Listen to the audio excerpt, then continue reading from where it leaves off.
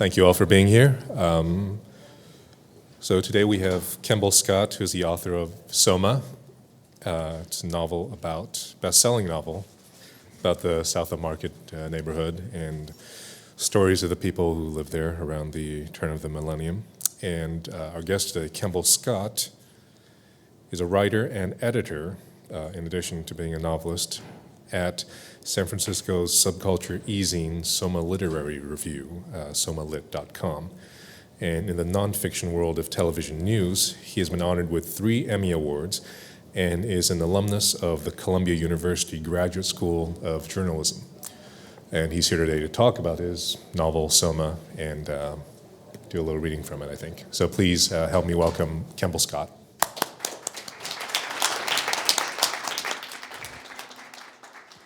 Thank you, everyone, and thanks for having me here at Google.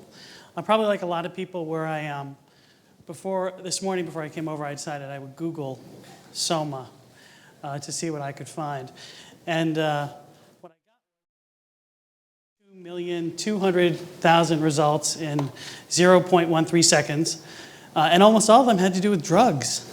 SoMa is actually a somewhat popular street drug, usually illegally sold by Asian gangs. But that's not what my book is about. But I thought I'd tell you that to start off with. SoMa, as people here in the Bay Area know, SoMa is actually a neighborhood south of Market in San Francisco. And the book is set there. It's set there really just after the dot-com collapse. How many people remember the dot-com collapse? Only a few. And it's about basically kind of a group of 20-somethings who are kind of on the prowl for thrills there in South of Market. So I want to start, today what I'm going to do is I'm going to talk a little bit about the book, how it came to be, what it's about. I'm going to read a little bit from the book. I'm also going to explain how it is that Google actually had a role in SoMa becoming a bestseller. And it's a kind of unusual story about technology and books. And in the end, if you have some questions, I'll answer those as well.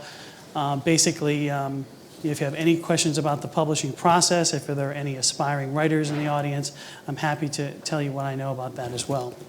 But first, I'm going to talk about SoMa. As many of you know, South of Market is that part of San Francisco that's kind of a mix of everything in the city. It's got the technology companies are based there. You've got the big, beautiful ballpark, the Giants ballpark that's there. You've got the homeless shelters. You've got the bars and the nightlife. And you've got these really very expensive new condominiums that are built for really rich people. So it's kind of like where all the various parts of San Francisco kind of converge and clash just in one neighborhood. And it's got this, reputation for being kind of the craziest part of town because of that. And South of Market has kind of always been that way. I don't know if you know too much about the history of San Francisco, but it used to actually be called, instead of SoMa, it used to be called South of the Slot. And the slot referred to the slot, that literally the cable that ran the cable cars that went down Market Street were there.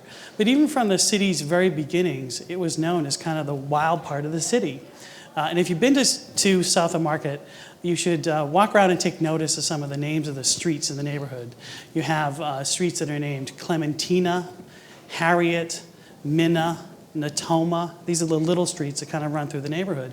And what those are, legend says, are the names of famous prostitutes from the 1800s.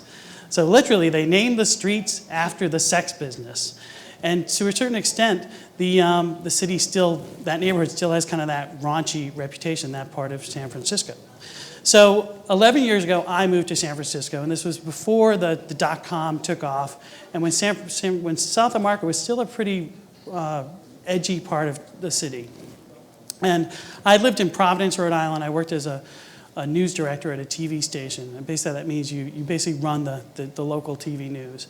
And I lived in Providence, Rhode Island. I lived in this nice antique house on the National Historic Register in this beautiful part of town right next to Brown University. And I came out to here for work. And when I got to San Francisco, I saw that it was a beautiful city with these lovely Victorians. And I said, if I'm going to move from Providence, which is kind of a small city, to San Francisco, which is a big city, I want to feel like I'm in a city. I want something urban. I don't want to live in one of these nice little Victorians. I want to live in something that's a little bit more urban.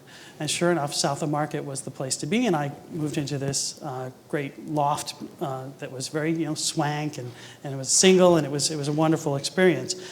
But when I would tell people that I lived in SoMa, they'd look at me and say, You live in SoMa? When I came to town, I was like, had my LL Bean jackets and my khaki pants. I didn't even wear jeans then. And here I am living in this part of the city that had this incredible reputation, which I knew nothing about because I just thought it was kind of cool to live in this funky loft. So what I found out was that it was a crazy part of the city, and because San Francisco is kind of an open city, it's one of a city where kind of anything goes. And what I learned very quickly was that everything was going on just outside the door to my apartment building. And I moved into this part of San Francisco that was really very wild, and I was not a wild guy. So I started taking note of the things that were happening just outside my front door. And I'd always worked in journalism, so I'd always been a storyteller, and I still work in journalism doing consulting. And my job at that time involved actually consulting to TV stations all across the United States. And what I would do is every Monday I would get on a plane and I would fly to various cities and work with them on their TV news broadcasts, and then I would fly back to San Francisco. So one Friday night, when I was coming home from a week-long business trip, I flew in late. It was like 11 o'clock at night, and I get into San Francisco's SFO, and I get on the shuttle bus, one of those little blue vans to bring me back to the city from the airport. And the bus is filled, this van is filled with all these people who've come in to spend their weekend in San Francisco, all these middle American, very nice, middle-aged people who were all going to tour the city. And as the van pulls up to my building to drop me off, down the street, like 10 doors down the block, or actually probably like 3 doors down the block, a guy walks out of this building, out of this warehouse, and he goes to get something out of his car. And he's wearing these long leather boots that go all the way up to his knees, and absolutely nothing else. So you have to see the comedy of the situation. This van is filled with these tourists in for the weekend. They're staring, gawking at this guy, looking at him walk out of the building, go over to his car, get whatever it was, and walk back into the building. And then all on cue, they all turn and they look at me. So all of a sudden I'm like, well, this is my life now. This is where I live. And what is that guy doing? And what about those boots? And why is he walking around naked? And I decided that there were stories that were happening around me that I needed to take note of and I needed to write down. Because I had worked in journalism, I had a natural affinity to writing down stories, and they were the stories that actually, frankly, appealed to me in a strange way. My work in journalism was always in the investigative part of journalism. So I was the guy who would help TV stations set up their I-team units. So they do undercover things about people, stealing goods from the Salvation Army bins or politicians that were corrupt. So I always had an interest in telling stories that, frankly, certain people didn't want told. And so all of a sudden, when I saw the guy that night walking down the street with nothing but those leather boots, I knew that these were stories that were interesting to me. And I was hoping that if I wrote them down, that maybe, possibly, they'd be interesting to other people.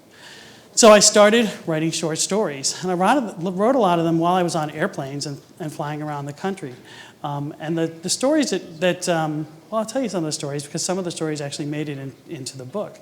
One story that I heard involved Craigslist, and it was how that people were using, or still are using actually, the room for rent ads in Craigslist as a way to hook up.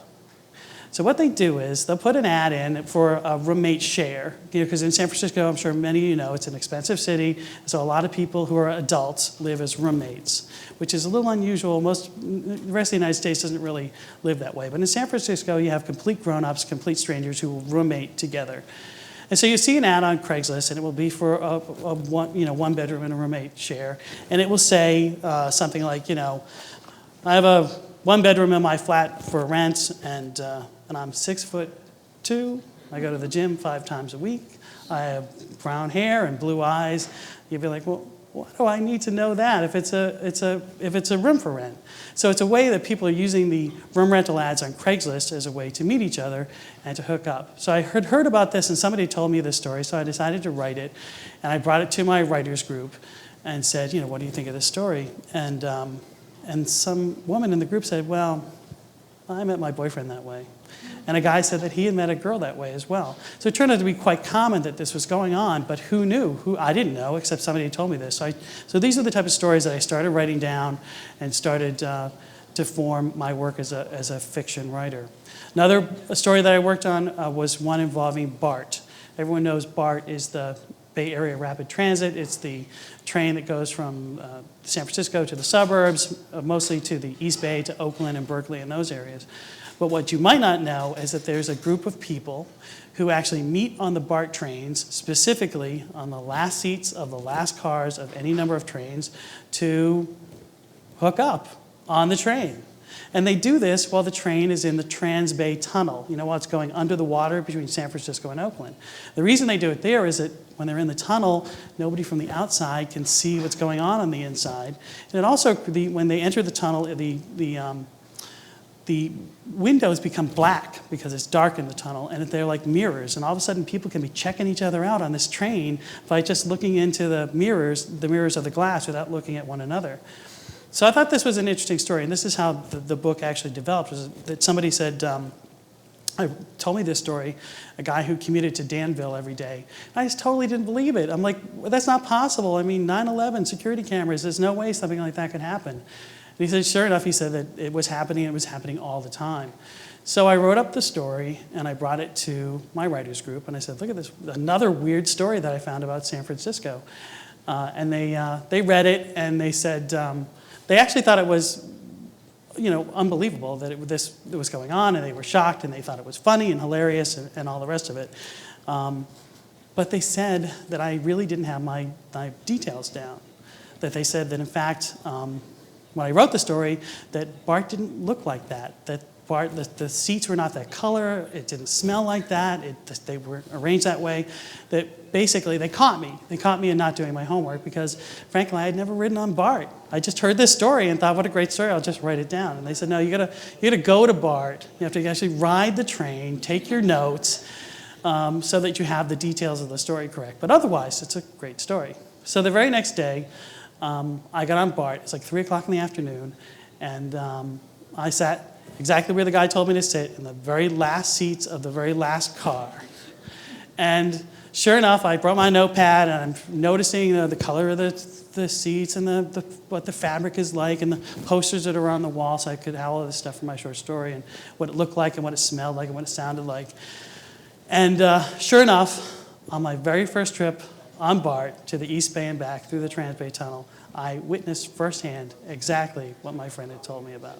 So then I really had a lot to write down on my notebook. So these are the type of stories I collected. And I decided that after I had a certain number of them that I would try to see if there was an audience for them, if people would be interested in these books and interested in hearing these stories. So I launched a website with a friend, and it's called SoMa Literary Review. And the first edition of the website was interesting. How do you launch a literary review with you just one person? You don't really know anybody in the writing community. So the first edition, I published 10 stories, and they were all written by me, and they all used different pen names. So it literally looked like a real literary review where a bunch of writers from San Francisco, from this cool part of town called South of Market, put together these weird stories of tales of the city. And sure enough, after it was out for a week, you know how things happen in the web, sometimes things just pick up and they can become viral. Within a week after I published that first edition, I had real writers from all over the Bay Area submitting short stories to me. So then once that happened, and the website got a following, and it actually, today it gets about 2.5 million page views per year. So that's pretty good for a literary website. I was contacted by somebody in publishing who said, you know what, you should turn these stories into a book. You should turn this into a novel. And I thought, wow, that's a great idea. And I don't know, maybe I was looking for permission from somebody to say, hey, you can really do this. You can really write these stories, and these are interesting. So what I did was, this guy, he was an editor at a publishing house, I took my website and I printed out like 30 of the best stories, what I thought were the best stories, and I put a big staple on it and I sent it to him. And a few days later I got a call from this guy and he said, no, I didn't tell you to print out your website and mail it to me. I said, you should write a book. I said, well, what do you mean? He said, well, a novel with characters and put it all together, figure out the greater meaning of what your work means. And sure enough, for the next few years, that's exactly what I did. It was a book. This was a book that was written in kind of a backwards way. I had the scenes, like the BART scene, like the room for rent ads in Craigslist, that I could write about, but I didn't really understand at that point what it really was all about. And I think that what it's really about are that this generation, the one that you're a part of, or many of you are a part of, that's coming into the world and coming into adulthood right now, lives a little bit differently than even people in my generation. I think that there's such a constant information, sensory overload that you go through in your daily lives that I didn't experience when I was growing up, that there's a need to kind of push things further and further and further. Think about the scene I told you about with Bart, or the scene about the Craigslist ads. It's almost like meeting in a bar. It just isn't, that's not even cool enough. I gotta up the ante by finding some more intriguing way to meet a person. Think of it like lifestyle. When I was growing up, we would drink coffee. The latest generation likes to drink Red Bull. When I was growing up, we'd have maybe 3 TV stations, or if you were lucky, cable when you were young. Now we have an 800-channel universe, and people don't just watch TV. They watch TV and they're on their laptops and they're text messaging their friends at the same time. So there's a need, it seems like, to push things further and further and further. So I had to think about what were the broader themes about why is it that South of Market in particular is a great example of people living this kind of life. So I collected these outrageous stories, and they actually created the backbone for the work, for the novel. What I'm going to do now is just give an example of one of the scenes of the book and read a very short part of it. This is from the beginning of the book, and it involves a character whose name is Rafe. And he's a graduate of Brown University, and he comes to San Francisco, to South of Market, to work in the big dot-com boom that's happening. And the book is actually set after the dot-com boom has busted. And so Rafe is one of these people, and I'm sure you know, maybe some of these people, you in the room were part of this, who came to the city to work in tech, and then when things kind of fell apart for those years like 2002, 2003, all of a sudden there were thousands of young people in their 20s who were here, who found themselves suddenly unemployed with no work and a lot of extra time on their hands. So Rafe worked at a .com, and he's part of the massive layoffs. And so what he's had to do is he had to go to work and find another job. So he ends up working in a no-name mailbox shop. So this is not exactly UPS. This is a type of place that's used as a mailing address for scam artists, the people who are doing things like identity theft and fake lotteries. Do you know what I'm talking about? So he works at this place as a desk clerk. And he needs the money. He has to do it. So he kind of puts a blind eye to all the scams that are going on, and just kind of sorts mail in those stupid little boxes all day, trying to fight off the boredom. Until one day. "Dr. Kaplan, Suite 1, a voice said. Rafe stood up from his mailbox sorting and turned. It was a young man, a teenager. "There's no Dr. Kaplan here, I'm sorry. You have the wrong place." "This is 225 Folsom Street, isn't it?" "Yes." "Well, Dr. Kaplan's office is at 225 Folsom, Suite 1. You're sure it's not here? Maybe on an upper floor?" "I really do need to see him. It's urgent." Rafe had been told how to handle these situations from his first day on the job. Just act stupid. Their customers paid for complete anonymity for their shams. If anyone came snooping, it was best to play ignorant. Besides, it would be a good defense if the police ever raided, or if a scam victim decided to show up for revenge. The young man standing before him didn't look like the type Rafe figured fell for rip-offs like these. Just a kid, a college boy maybe, or even high school. Rafe thought he saw tears forming in the young man's blue eyes. I really need to see him. It wasn't Rafe's job to feel sorry for anyone or teach a wayward teenager a lesson about life. He knew that. Still, there was something about this kid that just got to him. Maybe it was the innocence of the boy's youth or the fact that Rafe was so bored he was curious to see how it would all turn out. Over there, Rafe pointed to the wall. What? The young man's face filled with hope. Rafe gestured again and the kid walked across the room. He stared at the wall of mailboxes. I don't understand. Rafe walked over. Welcome to Suite 1, he said, placing his hand on mailbox number 1. No, that can't be right, the young man said, now trying to act as if some perfectly reasonable mistake had been made. The address did not say P.O. Box 1, it said Suite 1. I'm obviously in the wrong building. Sorry I wasted your time. Rafe shook his head and touched the young man's shoulder. Did you send him money? No, look, I just came by hoping I could see the doctor, or at least get an appointment, that's all. Rafe took the master key out of his pocket and opened the box. It was stuffed with letters. He fished one out and held it up to the young man's face. The words were unmistakable, despite the messy cursive scrawl on the envelope. Dr. Kaplan, 225 Folsom Street, Suite 1. The teen became ashen, his youthful color completely drained, as if he'd just taken a punch to the gut, unable to catch his breath. Without another word, he bolted from the shop.